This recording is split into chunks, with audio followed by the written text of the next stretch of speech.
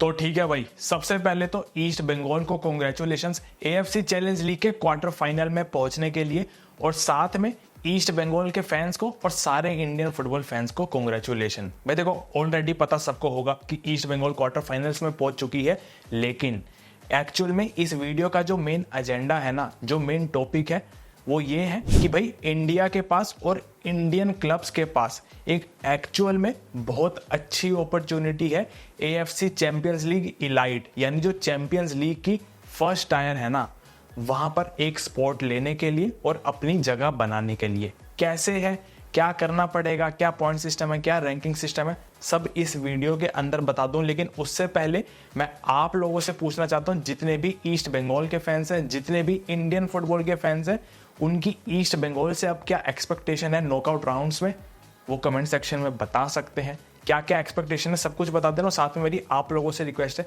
भाई, जिसने भी चैनल को सब्सक्राइब नहीं किया ना, चैनल को भी सब्सक्राइब कर दिया करो यार। आप लोग सब्सक्राइब करते हो ना तो भाई बड़ा अच्छा लगता है दिल को। ठीक है, अभी देखो रिसेंट में मोहन बगान के भी फेवर में एक डिसीजन आया है एएफसी की तरफ से, तो उस डिसीजन की वजह से भी इंडिया के जो पॉइंट्स है ना, ये जो कोएफिशिएंट पॉइंट्स होते हैं, एमए पॉइंट्स होते हैं, मेंबर एसोसिएशन पॉइंट्स, वहां पर इंडिया को फायदा होगा। कैसे होगा सब बताऊंगा। स्टार्टिंग करेंगे सबसे पहले रैंकिंग सिस्टम से। ठीक है, बारी बारी एक एक चीज को देखते हुए चलेंगे, जो अच्छे तरीके से एक्सप्लेन करता हूं। देखो, सबसे पहले रैंकिंग सिस्टम के ऊपर अगर बात करें ना, रैंकिंग में आपको अपने सामने दिख रहा है कि इंडिया ने जंप ली है। ये जो वेस्ट रीजन की आपको रैंकिंग दिख रही है ना अपने सामने, यहां पर इंडिया भी 8वें नंबर पर आ चुकी है, क्योंकि ईस्ट बंगाल क्वार्टर फाइनल्स में आ गई है चैंपियंस लीग के। ईस्ट बंगाल ने वो बहुत ही क्रूशियल पॉइंट्स लिए हैं, जिसकी वजह से इंडिया ने रैंकिंग में छलांग मारी है और इंडिया 8वें नंबर पर आ चुकी है इस एएफसी की वेस्ट रीजन की कैटेगरी में। अब हमें, जो मैं इलाइट लीग की बात कर रहा हूं, चैंपियंस लीग टायर 1 की बात कर रहा हूं, वहां अगर हमें जाना है तो उसके लिए हमें टॉप 6 पर आना होगा। ओवरऑल रैंकिंग के ऊपर भी अगर आप देखोगे तो ओवरऑल रैंकिंग जो यहाँ पर वेस्ट रीजन हो गया, ईस्ट रीजन हो गया, इसमें ओवरऑल रैंकिंग इंडिया की नंबर 15 है। लेकिन हमें इससे भी फर्क इतना नहीं पड़ता है, क्योंकि हमें वेस्ट रीजन के अंदर टॉप 6 में आना है, जो हमें एएफसी चैंपियंस लीग इलाइट यानी टायर 1 के अंदर जगह देगा। अब कैसे दे सकते हैं वो जगह? भाई देखो, अभी करंट में इंडिया ने जो ईस्ट बंगाल जीती है ना, वहां से हमें 6.5 पॉइंट्स मिले हैं। 6.5 पॉइंट कैसे मिले हैं वो भी एक्सप्लेन करता हूं। अब देखो, इस रैंकिंग टेबल के अंदर ये जो वेस्ट रीजन की है ना, यहां पर तुम्हें एक चीज दिख रही होगी कि ये जो इंडिया है ना, इससे ऊपर जॉर्डन और इराक है, जिन्हें हमें ओवरटेक करना है। एक सीजन में ये चीज नहीं हो सकती, इसके लिए हमें 2-3 साल चाहिए। मुश्किल है, लेकिन ऐसा नहीं है कि हो ही नहीं सकती भाई, इजीली हो सकती है। मतलब थोड़ी सी मेहनत करनी पड़ेगी हमारे क्लब्स को, लेकिन हो सकता है। लेकिन कैसे? तो देखो, जो ये जॉर्डन और इराक है ना, इनके अगर आप पॉइंट्स देख रहे हो ना, इंडिया से ऊपर जॉर्डन है और जॉर्डन से ऊपर इराक है नंबर 6 की पोजीशन पर। ये जो आप इनके टोटल पॉइंट्स देख रहे हो ना, ये ना एक एएफसी का क्राइटेरिया है पॉइंट्स कैलकुलेट करने का। ये क्राइटेरिया क्या है कि एएफसी पिछले 8 सीजन की जो देशों के क्लब्स होते हैं ना, उनकी परफॉर्मेंस देखती है, उनके पॉइंट्स कैलकुलेट करती है, फिर उसका जो एवरेज बनता है वो ये कंट्रीज के टोटल पॉइंट्स में आ जाता है। जैसे आपको इस साइड में दिख रहा है, 2025 में ईस्ट बंगाल की तरफ से 6.5 पॉइंट्स इंडिया को मिले हैं। 6.5 पॉइंट कैसे मिले वो भी पॉइंट सिस्टम के अंदर समझा दूँ। तो इंडिया का भी सबसे मेन टारगेट है जॉर्डन और इराक को ओवरटेक करना। तो अगर अब हम पॉइंट सिस्टम के ऊपर बात करें ना, तो आपको अपने सामने ये दिख रहा है पॉइंट डिस्ट्रीब्यूट करने का क्राइटेरिया क्या है। ये जो यहाँ पर आपको पॉइंट्स दिख रहे हैं, टीम जब जीतती है तो 3 पॉइंट मिलते हैं, ड्रॉ करने पर 1 पॉइंट और मैच हारने पर 1 भी पॉइंट नहीं मिलता, जो ऑब्वियस सी बात है। ये तो है मैच जीतने हारने का और ड्रॉ का।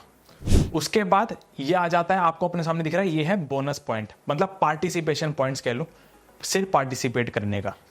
तो ये यहाँ पर आपको अपने सामने दिख रहा है, ACL 2 का अलग है, इलाइट का अलग है, चैलेंज लीग का अलग है।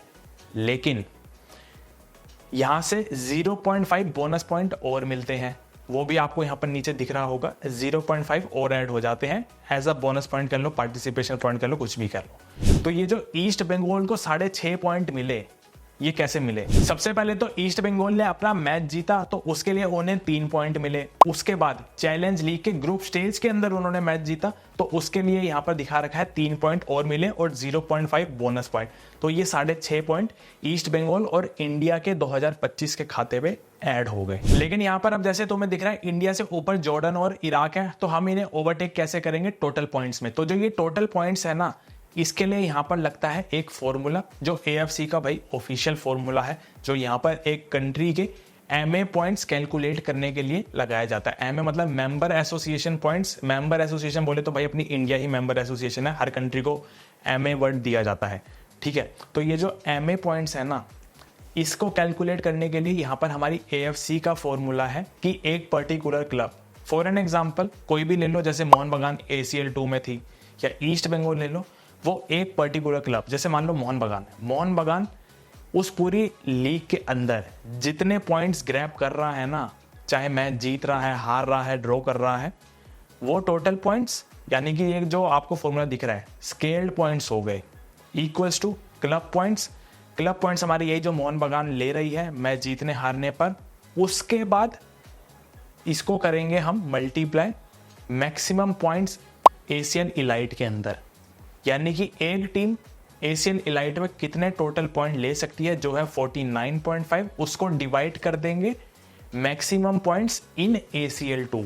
ACL 2 से इसलिए क्योंकि मोहन बगान ACL 2 में खेल रही थी। तो ये फॉर एन एग्जाम्पल हम 40 ले लेते हैं और इसको फिर हम मल्टीप्लाई कर देंगे 2/3, क्योंकि ACL 2 जो है वो सेकंड टायर की लीग है, तो वो 2/3 हो रही है। अब मान लो मोहन बगान ने लीग के अंदर 20 पॉइंट्स ग्रैब किए, तो उस 20 पॉइंट्स को, ये जो पॉइंट्स अर्न है ना, यहाँ पर लगा दिया जाएगा। फिर इस फॉर्मूले के बाद मल्टीप्लाई डिवाइड वगैरह करने के बाद जो एंड रिजल्ट निकल रहा है मोहन बगान का, वो निकल रहा है 16.5, यानी मोहन बगान 16.5 पॉइंट्स अर्न कर रही है इस फॉर्मूले के थ्रू।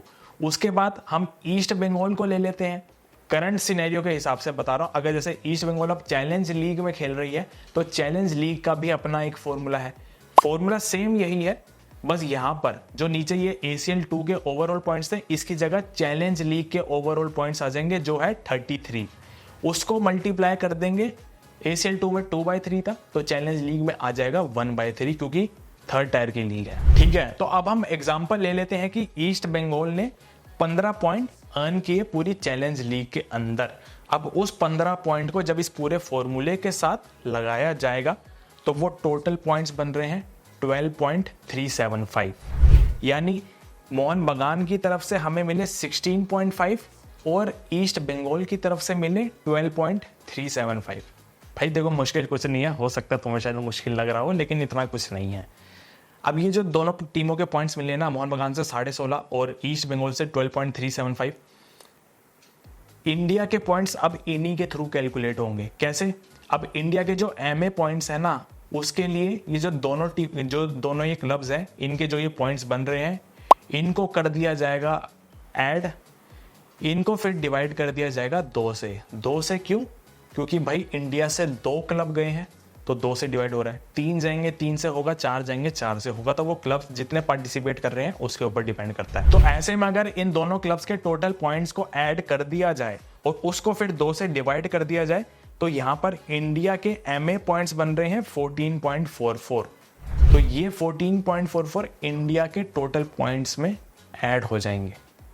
ये 8 साल का एक साइकिल चलती है, जिसको एवरेज कर करके बनाया जाता है और फिर टोटल पॉइंट्स में ऐड कर दिया जाता है। तो ये वो पॉइंट सिस्टम है, ये वो फॉर्मूला है जो चलता है।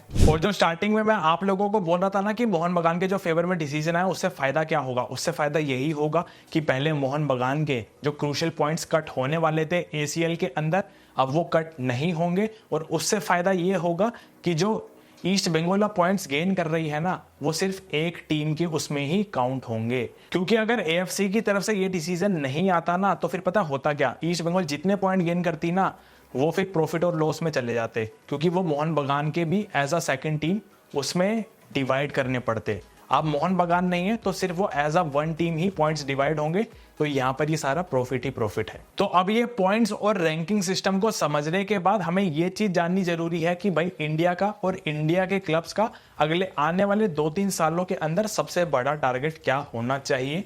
क्योंकि भाई देखो, अगर हमें जॉर्डन और इराक को ओवरटेक करना है ना, तो हम आप ऐसा कह सकते हो, मतलब मैक्सिमम हमें 3 साल कह सकते हो। मैं 3 साल बोल रहा हूँ, 2 भी लग सकते हैं भाई, कुछ देखो पॉइंट्स का गैप है, लेकिन कवर किए जा सकते हैं 2 से 3 साल के अंदर, अगर हमारे क्लब्स के थ्रू अच्छी परफॉर्मेंस आ गई।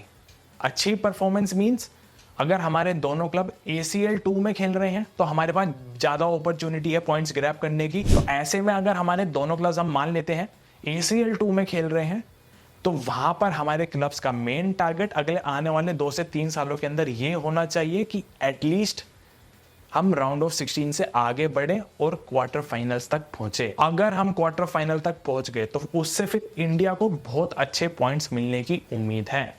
और नहीं तो अगर हम करंट सिनेरियो ही ले लेना कि एक टीम हमारी ACL 2 में खेल रही है मोहन बगान और एक हमारी ईस्ट बंगाल खेल रही है चैलेंज लीग में, तो उसमें हमें ये उम्मीद करनी होगी कि ACL 2 वाली टीम क्वार्टर फाइनल तक जाए और जो चैलेंज लीग वाली टीम है उसको सेमीफाइनल या फिर फाइनल तक तो जाना ही चाहिए। और ईस्ट बंगाल अभी जो चैलेंज लीग खेल रही है ना, मुझे सीरियसली ऐसा लगता है अगर अपने बेस्ट पर रही तो काफी अच्छा चांस है उनके पास फाइनल तक जाने का भी और इस चैलेंज लीग को जीतने का भी। तो ऑलराइट गाइस यार, आज की वीडियो में बस इतना ही। आप लोगों के क्या थॉट्स हैं, आप लोगों को क्या लगता है कि हमारे क्लब्स की क्या अप्रोच रहनी चाहिए अगले 2-3 सालों के अंदर, कमेंट सेक्शन में बता सकते हैं। ईस्ट बंगाल से क्या एक्सपेक्टेशन है आप लोगों की, वो भी कमेंट सेक्शन में बता सकते हैं। और साथ में भाई वीडियो पसंद आई हो तो वीडियो को लाइक कर देना, चैनल को भी सब्सक्राइब कर देना, ताकि आगे की वीडियोस आप लोगों के पास आती रहे। तब तक मिलते हैं अगली वीडियो में अगली कहानी के साथ। जय हिंद।